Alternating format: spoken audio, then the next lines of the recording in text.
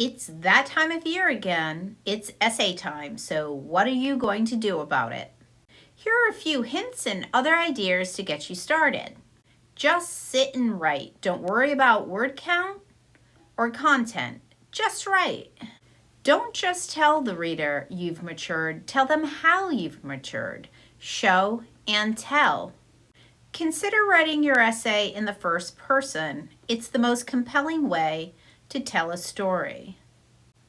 Read your essays out loud and see if you have any questions that come up. Make sure you address those questions that you think about when you're reading. They're called thought bubbles. Don't leave them lingering. Answer them for the reader.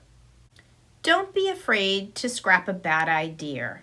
This is your college essay, so it should be compelling and you should be confident and proud of it. Remember, you're telling a story about you. You're the main character. This story should be informal rather than formal because those are the best types of stories. Have fun with the writing process, but make sure you put the time in. Essays take a long time.